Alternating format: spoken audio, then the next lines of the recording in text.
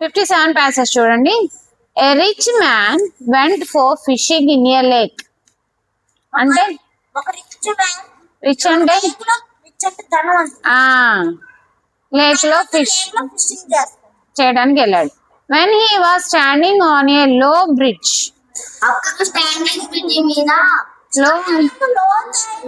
లో అంటే బ్రిడ్జ్ లో ఉంది అంటే హైట్ మరీ ఎక్కువేం లేదు, లో కొంచెం హైట్ ఉన్న బ్రిడ్జ్ మీద standing on a low bridge.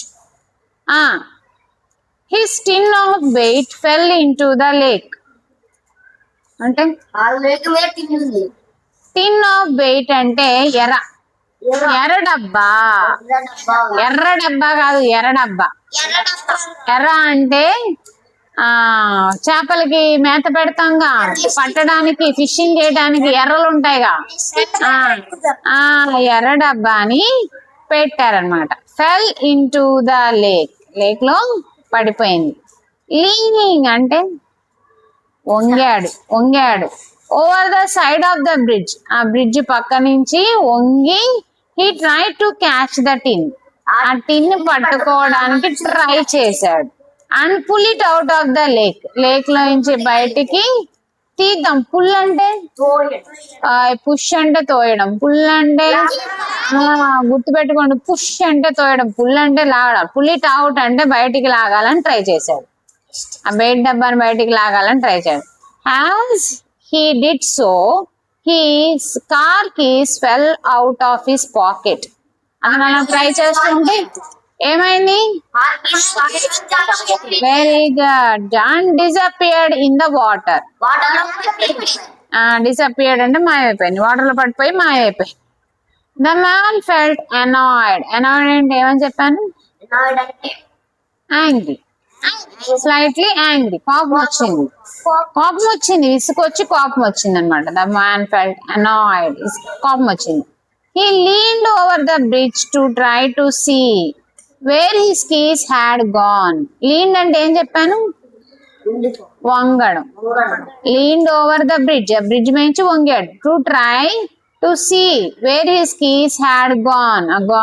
Keys ఎక్కడ పడిపోయినాయో చూడటానికని అతను వంగాడు. As he did so, ఆయన అలా చేయడం వల్ల he lost his balance and fell into the lake.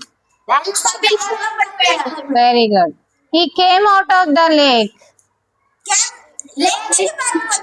He was very sad. He walked back home. ఎలా?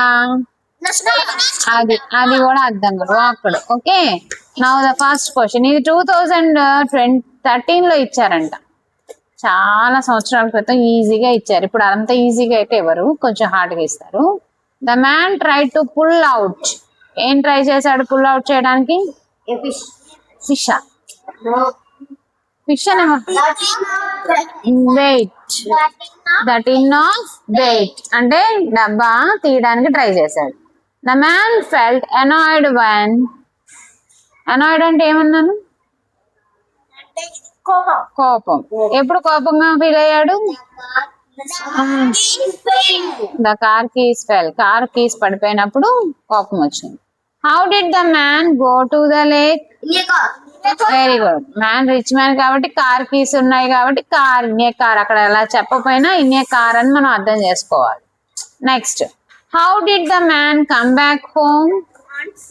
Very good. అంటే ఆన్ ఫుట్ అంటే నడుచుకుంటూ వచ్చాడు. Why did the rich man go on a lake? Why అంటే for fishing. Okay.